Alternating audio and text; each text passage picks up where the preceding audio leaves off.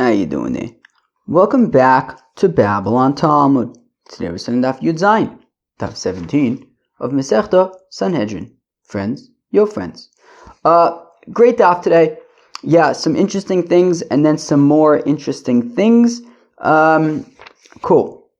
Okay, so we're going to start on Daf Tes Zayin Amud Beis. I have some rooibos tea here with honey. So, l'chaim. Gewaldig. Alright, here we go. Okay, Sanhedrin Gedola Hay So. Alright, so I guess the Sanhedrin Gedola is 71 judges. Did I say that we're finishing the first parak? Did I say that? We're going to finish the first parak of Masechta Sanhedrin today. Okay, Sanhedrin Gedola Hay So we're talking about a Sanhedrin of 71 judges. My time of how come the rabbis say 71? After all, the pasuk says Esfali Shivmish, right? Get me 70. So why that? So shouldn't it be 70? So because it says, or maybe it's a question.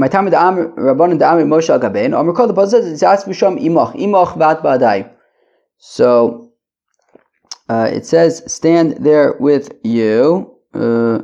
Yeah. So it says with you. So Kilu, and you are, I guess, in charge of them. So like Kilu, there's 70 of them, and then there's one of you in addition, and therefore 70 plus 1 equals 71. Whereas Rabbi Yehuda says, Imach mishum shchina. That no, it's saying Imach, meaning they should stand there outside of you, I think, outside with you. If I understand correctly, it's as I'm saying, Kilu, normally Moshe would have been in the Ol Moed with Hashem, but because of he's now with all these 70 people, and they weren't going to all go in because the Shekhinah is inside the Ol Moed, so therefore stand outside, since the Shekhinah is inside, so they should be with you outside. But Be'etzim, the focus is still on the 70, it's not 71. I mean, it's not like Imcha and you're with them. No, Kilu, it's them.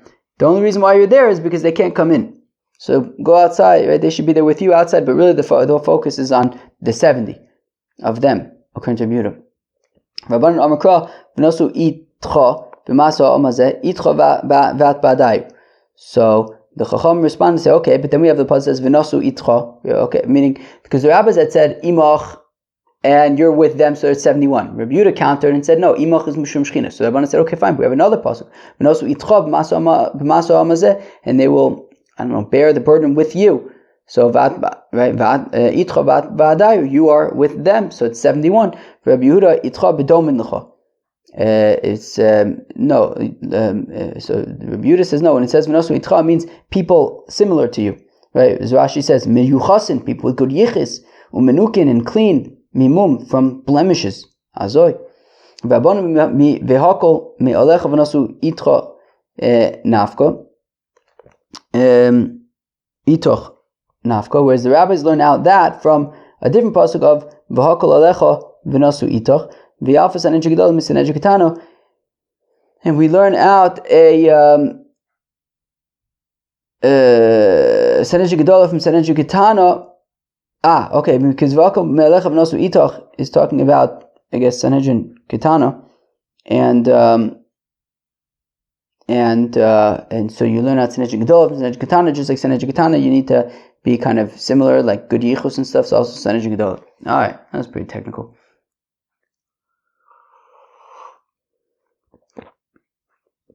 Chaim. Okay, now we get to some interesting stuff. That two people remained in the camp. So this talks about, right, so they gathered together 70 sages, and the pasuk says Vayisharu shnei anoshim b'machne, that two people remained in the camp. Shema echad eldod v'shem hasheni meidod, eldod and meidod.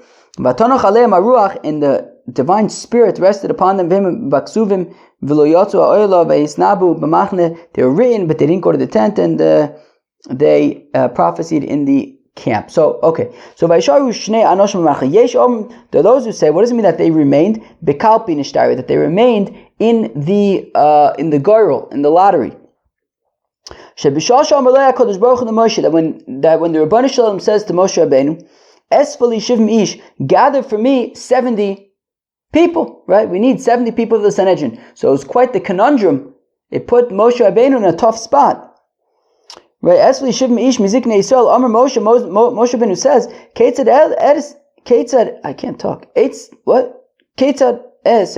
What do I do? If I do 6 from every single one of the 12 tribes, that is 72, but I need 70. Right? So there's 2 extra. It's going to be 72, not 70. 2 are going to be extra. If I take 5 from each shevet, well then we're 10 short. That's 60. So we're missing 10.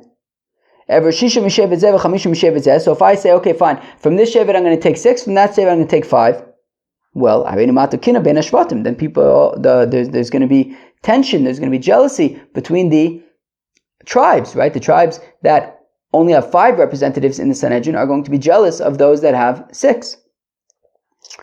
So what did Moshe Rabbeinu do? Berer Shisha.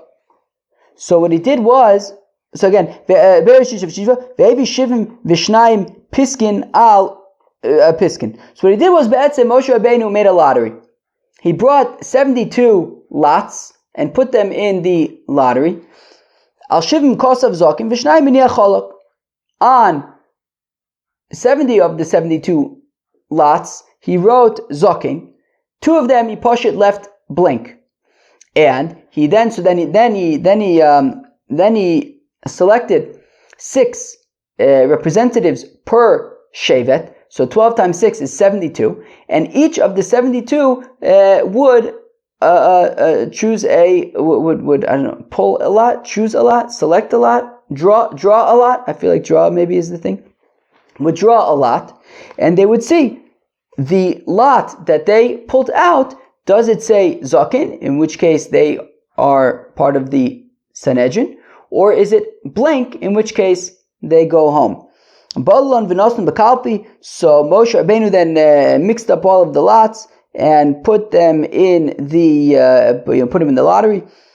Omar Loim, and he says to the people, to the 72, Bo utlu piskechem, come and chaparain your lot. Kol misha Allah biyado zakin. Anybody who pulled out a lot that said, who drew a lot that said zakin, Amar kvar kidshech shamayim. So Moshe Rabbeinu says, okay, kanireh, that you are in, that Hashem wants you to be in the Sanhedrin, that you are part of the Sanhedrin. Mishala biyadoi chalok, and whoever's lot was blank, Omar, Moshe Rabbeinu says, Amakom lo chavetz b'cha, Hashem does not desire you to be in the Sanhedrin. Ani ma'es elcha, what can I do for you? It's not up to Kilu. Hashem's in charge over here. Clearly, you are not meant. It is not meant to be that you are in the Sanhedrin. So that's what it means by Eldad and Meidad when it says by Yisharu Shnei Anashim Amachne.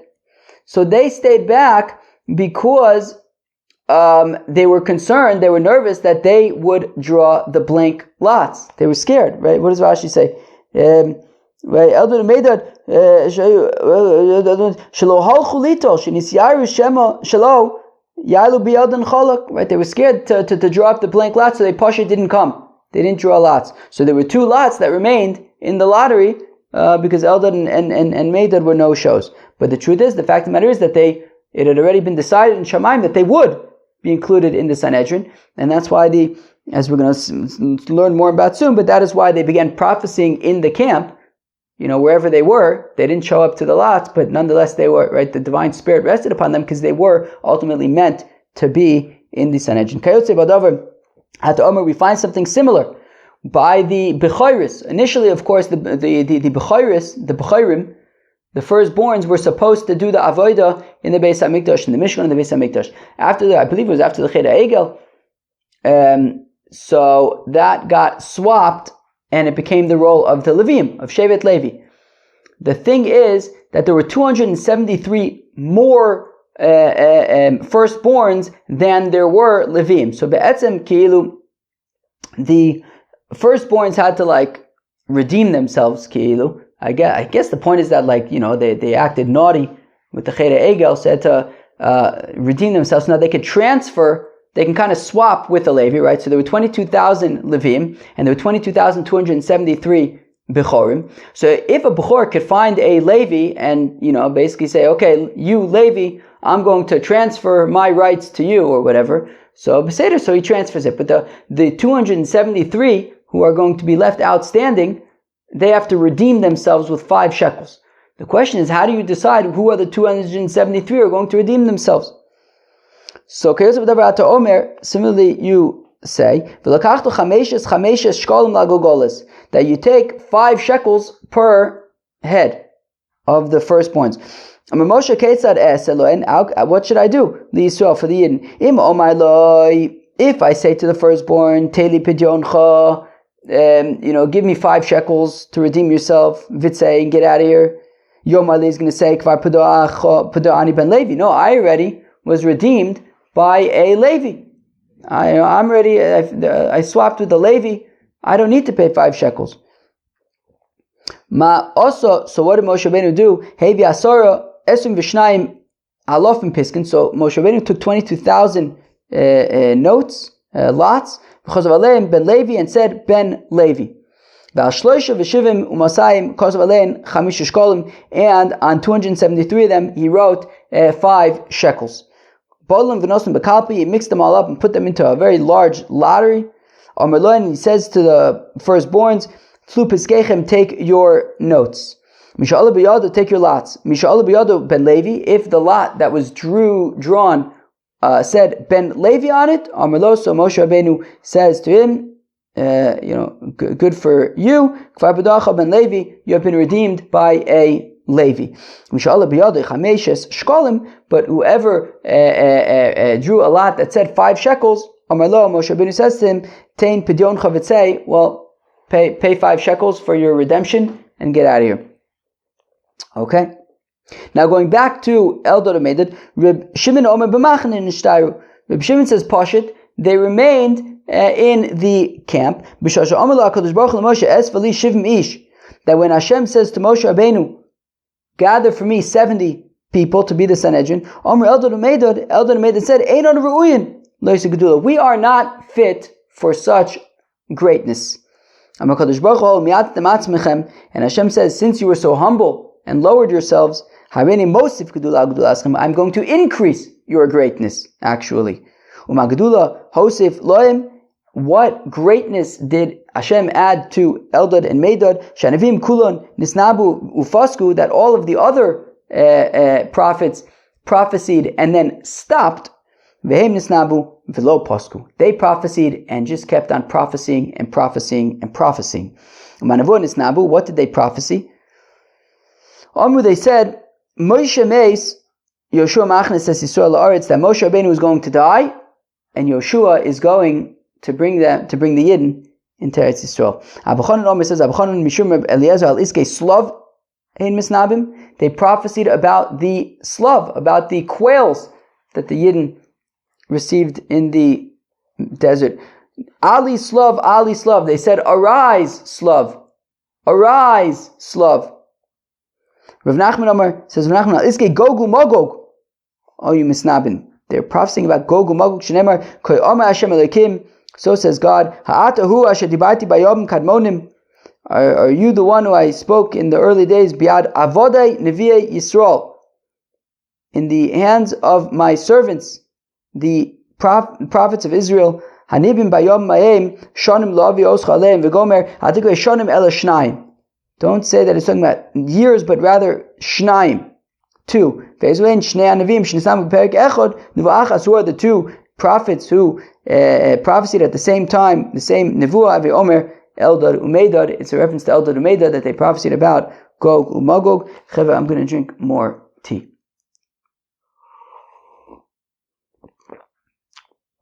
It tastes like tea. Okay. Amar said, all of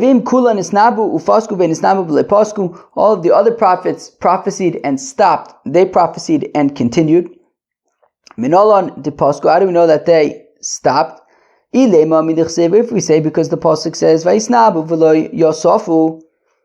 that they prophesied and didn't stop. So meaning Yosafu means to stop. But Elamiata kol gadol velo. Oh no, I'm sorry. Wait, what? Wait, where am I? Oh, I'm sorry. Vayisnamu v'lo Yosafu, that it says by the other prophets, Vayisnamu v'lo Yosafu, that they prophesied and did not continue, did not increase their prophecy. But Elamiata, when it says about Hashem kol gadol v'lo Yosaf, does that mean a great voice that did not increase? What do you mean? God's voice does not increase? Crazy. That's impossible. Hachanami delo osif. Who? Does it mean that it doesn't increase? Ella delo posak. Who? No. So rather it means that it doesn't stop. So meaning when it says by Hashem kol gadol v'lo Yosef, it means a great voice that does not stop. Okay. Well then, what does it mean in the context of these prophets? No, the difference is that by the other prophets it says vayisnabu, past, in the past tense, whereas by Eldad Umeda it says misnabib, they are currently, continually prophesying. They're continuously prophesying. So I understand according to the opinion who says that what was their prophecy about? That Moshe Rabbeinu was going to die and Yoshua was going to lead the Yidden in Teretz Yisrael. That is why Yoshua says, wait, Moshe, stop them. Right, they're prophesying that you're going to die. But if they're prophesying about the Slav or about Gog and Magog, why did Yoshua care so much there that he says Moshe stop them? Well, he wanted to stop them because it's not their eretz, it's not mechubad that they should be prophesying in front of Moshe Rabbeinu. I understand if you say it's talking about the Slav or Gog and Magog.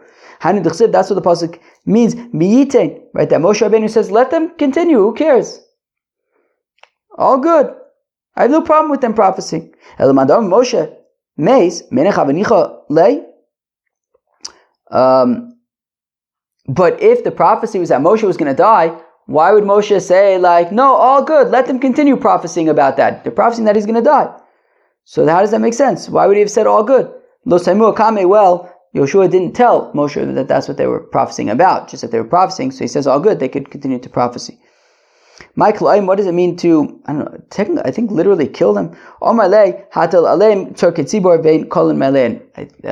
suggested to Moshe, make them be busy with the tzorchei tzibur, with the needs of the congregation, of the public, and then their, the capacity to prophecy, they won't be in the right mindset and context to prophecy, and the prophecy will just kind of fizzle out. Gonna drink more tea. Let's go weiter. Minayin lo'avi od shloisha. Alright. So now we said that by a bezin of esim v'shloisha, right? Bezin of 23. So it says Ada, right? It says, and then it says v'tztigu es tzadik v'shiru sarosha. Was that it? V'shoftu v'tzilu, I think. Whatever. Ada shofetet v'eda matzel. So basically, you need 20, and then you add another 3. Sof l'ra al pishnaim lo mishkachas lo.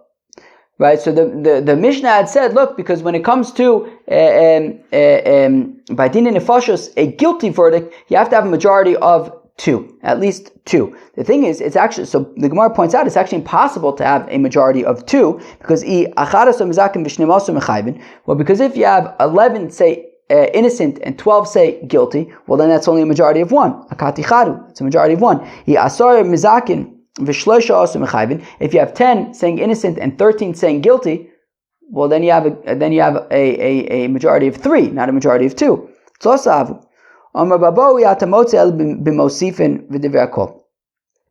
says Rababo, yeah, but it's talking about when you add. If you have 11 say guilty, 11 say innocent, one of them says ich weiß nicht, so then you add another 2 judges, right? And so one of them says he doesn't know, so he doesn't exist. So now if you add another 2, so now you have 24 judges, and then you can have a scenario where 12 say innocent and 10, what? With 11 say innocent and 13 say guilty, which is a majority of 2. Alternatively, Rabbi Yehuda says 70 for Sanhedrin Gedola, so there you can have, what would that be? I guess 36 and 34. And says Rabbi that when you're adding these judges, one of them says, I don't know, so you add the judges, so you can make a bezdin shakul, an even bezdin, lichatchila. Pshita, that's obvious. Ma'adutema may have thought, Adukamer en yodeh command the isedami, or may have thought that the one who says, I don't know, it's still considered like he's technically there. So even after adding 2, it would be considered 25, not 24. The Amr Milsa Shaminale. And if this person who initially said, I don't know, said something, we would listen to him. That when he says he doesn't know, it's as if he doesn't exist at all. And therefore it's considered an even bezdin, because that guy who says, I don't know, it doesn't exist at all. The Amr time lo Shaminale. And if he says epis, we ignore him. Rav Kana says, Rav Kana Sanhedrin Shiroi Sanhedrin Shiro Kulin Lechova Pochinoso. Says of Kahana that if the entire 23 person bezdin say guilty, all 23 say that this person is guilty, he's actually potter. My time, why is he potter? Well, Kevin the Gemire Halonas Din Lemebed Leizchusa Panisulo Chazule. Well, because the point is, if there's a guilty verdict, they then need to sleep on it. And the idea is that, right, so let's say you have a scenario where 13 say guilty and 10 say innocent, let's say. So then they have to sleep on it overnight, and maybe during that time, the people who argue that he's innocent can convince the ones who say guilty to bring them over to their side and say taka that he's innocent. But the whole point of Alana Sadin, of sleeping on it, is so that the people who had said innocent can try to convince the people who had said guilty. But if everyone says guilty, well, then there's no point of sleeping on it, because there's nobody to convince anybody. Everybody's in agreement of guilt. And therefore there's no point of sleeping on it. But you need to be able to sleep on it. So you have to sleep on it so that they can convince each other. But here you can't, because nobody's convincing each other, because everyone's saying the same thing. So therefore, actually we throw it out and we say that the defendant is potter in that case. Rabbi Yechanan says, so it says Rabbi Yechanan that the judges that we select for the Sanhedrin have to be like top notch, creme de la creme. I think Balei Komen means that they're tall, Uvalei Chochma, and they're smart, Uvalei Mare, they're good looking, Uvalei Zikna, and of advanced age, Uvalei Kshofim, and they even know how to do magic in case, that they'll have to do that in case that will be necessary. And they have to know 70 languages so that they don't have to rely on translators. They can hear directly what the witnesses are testifying about, or okay. Rav Yehuda says, that in order for somebody to be qualified to sit in a Sanhedrin, he has to be able to make an argument for why a sheretz, which of course we know a dead sheretz is tamei, he should be able to try to convince us that to make a convincing argument that a dead sheretz should be tahor. Rav Ani Adam Vatarenu says, Rav, I will do that. Umanochosh shememis umarbe tuma tahor. A snake is not considered a sheretz. Okay, so a snake is not considered a sheretz. Okay, so now umanocha shememis umar betuma. Now a snake which kills people, and by doing so kills people, kills animals, makes nevela, makes tumas hameis, and yet it's not considered a sheretz, and it would be tahor. Well, sheretz she'eino memis umar betuma. So a sheretz which I don't know, maybe like a mouse or something, is not killing anybody. Right? It does not increase tumah in the world through killing. So then, eino din shei tahor. Certainly, then it should be tahor. Ki'ilu, if a snake which kills and creates tumah is tahor, certainly I would argue that a sheretz should be tahor. All right, because sheretzes don't kill people. So v'loi, but that's not really a good argument. It means to have akots ba'alma, because it's not like unique to like a snake, right? You could say the same thing about a thorn as well, right? Thorns kind of like kill and increase tumah, but like thorns are not tameh. It's not like such a strong argument to bring it from like a snake. Okay. Amar Rav Yehuda Amarab, says Rav Yehuda Amarab, Kol ir she'ein ba shnaim ledaber ve'echad l'shmoa ein moshivim ba Sanhedrin.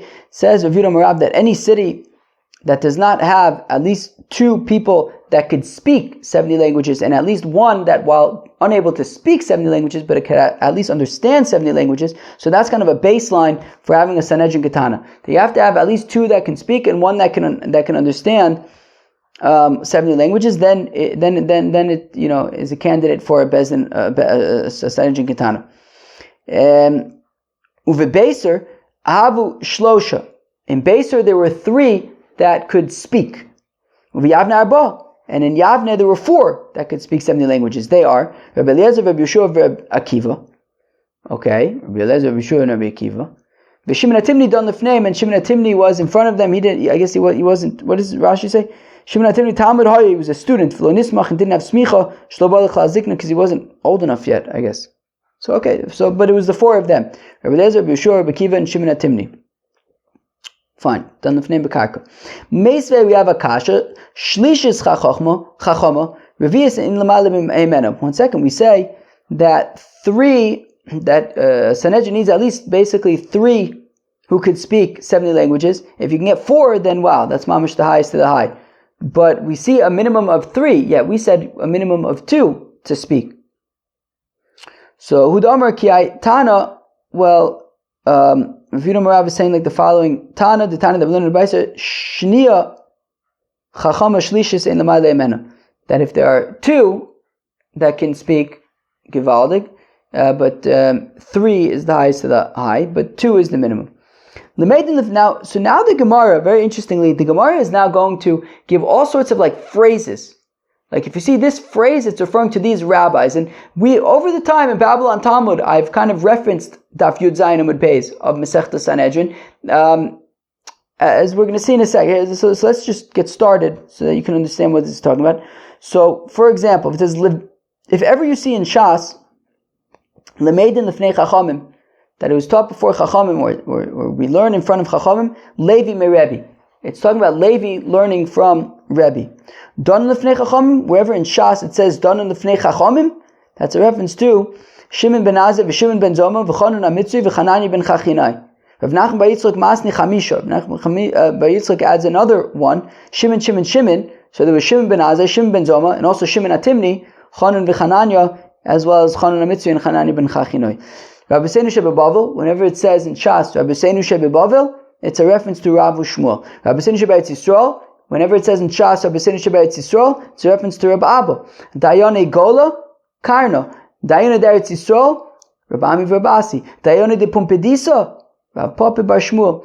Dayone de Nardo, Rav Ada bar Manyomi. Sove de Surah, Rav Huna for Rav Chizda. Sove de Pumpedisa, Rav Yehuda, Rav Eino. Charife de Pumpedisa, Eifa ve'Avimi, B'nei Rachba. Amoroi de Pumpedisa, Rabbi Rav Yosef. Amoroi de Nardoi, Rab Chama. Narbloi Masnu is Rami bar Brabi. Amri Beirav, whenever it says Amri Beirav, Rav Huna. Rav Huna Amri Beirav. 1 second, how could Amri Beirav be Rav Huna if after all we've seen that Rav Huna says Amri Beirav? So clearly Rav Huna is not Amri Beirav, Ela Rav Hamnuna. Okay. Amri B'mayrava, they say in Eretz Yisrael, Rav Yirmiyah. Sholchu mitam, they sent from there, Rabbi Yosef Rab Chanina. Mochaku olav Mayrava, that they laughed in Eretz Yisrael, Rabbi Elazar. Sholchu mitam l'divrei Rabbi Yosef Rab Chanina. How could Sholchu mitam be Rabbi Yosef Rab Chanina if we've seen Sholchu mitam l'divrei Rabbi Yosef Rab Chanina, which means that it's somebody else. El ipoch Sholchu mitam Rabbi Elazar, Mochaku olav Mayrava Rabbi Yosef Rab Chanina. Okay, very interesting stuff. Just checking out. All right, fine. Okay. So how large does a city have to be for it to be for to have a Sanhedrin Ketana there? So one option was 120, the other option was 230. So how do you come up with 120? Well, you need 23 for the Sanhedrin Ketana, so that's 23 of them. Fine. But then there's another 3 rows of 23. And there's another 3 rows of 23. So 23 for the Sanhedrin plus another 3 rows of 23. So that's 92 already. You need 92 people there. Vitarte, where am I? Tishim Vitarte says, what is it? 92, right? Yeah. The asar batlon shabes knesses arimeya. All right. So then also you can have 10 people to be there in the synagogue all day. So that's another 10. So we're up to 102. Harimeya v'trei. And now we're gonna have another 14. Vishnei sofrim, another 12. Vishnei sofrim, you need 2 scribes of the court. Vishnei chazon, and 2 sort of representatives of the court to carry out like makis and to invite and to tell people that you have to come to court. Vishnei baalei dinin, you also have to have 2 litigants. If there's no litigants, then what do you need the court for? Vishnei edim, then you also have to have 2 people available to testify. Vishnei zomimin, 2 people that could potentially say, hey, imano yisim b'makom ploni, because testimony is only considered relevant if it could be right. Then you also have to have another 2 that could potentially make the initial zomimers into zomim themselves as sort of a safety. So now we're up to 114. And we learn a brayso called and he said that doesn't have the following 10 things. Tam chacham cannot live in it. Bezdin makim v'onshin, you have to have a bezdin that gives makis and punishes. And a charity fund that is collected with 2 and divided with 3. A synagogue, a bathhouse, a kisei, a bathroom. Rofe v'uman v'lavler, a moel, a bloodletter, a scribe, umlamed tinokis, a malamid. Mishum Rabbi Akiva Amru, they also said the name of Rabbi Akiva, af mine pera, also different kinds of fruits, because fruits light up the eyes. Okay, and somehow in that mix, you get the remaining 6. All right, so there you have it, 120 people in the city. Taking a little bit more tea. Rabbi Nechemia says, Rabbi Nechemia Tanya, we're learning about Rabbi Yomi says, Rabbi Masayim v'shivim v'shiva. Vatani Rabbi Yomi Masayim v'shivim v'shmona. Lokasha Rabbi Yehuda Rabban. Rabbi says actually you need 277 people in the city because 230 for the Sari the Sari Asarus, right? Meaning each person in the Sanhedrin Katana representing 10 people in the city. Okay, so 23 for a city of 230.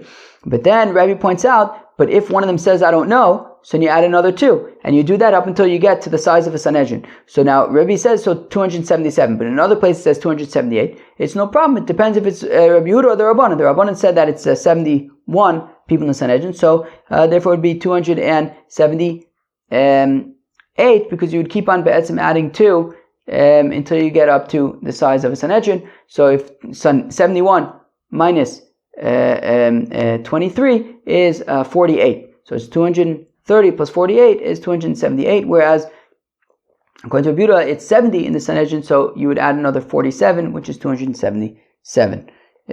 So again, Tani Rabbi Yomi says, Rabbi Masayim v'shivim v'shiva, 277 people in the city. But Tani Rabbi Yomi Masayim v'shivim v'shmona, Rabbi says 278. Location, Rabbi Yehuda would say 277. Harabanim, but according to the rabbis, it would be 278. Okay. Now let us finish this. The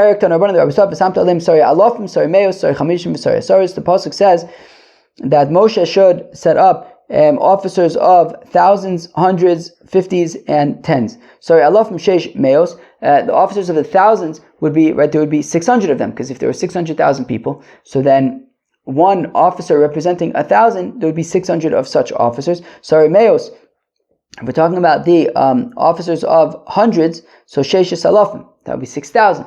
6,000 times 100, 600,000. Chamishim, officers of 50 would be twice that number. Shnei Maser Elef, 12,000. Asaros, officers of 10, Sheshes Ribo, that would be 60,000.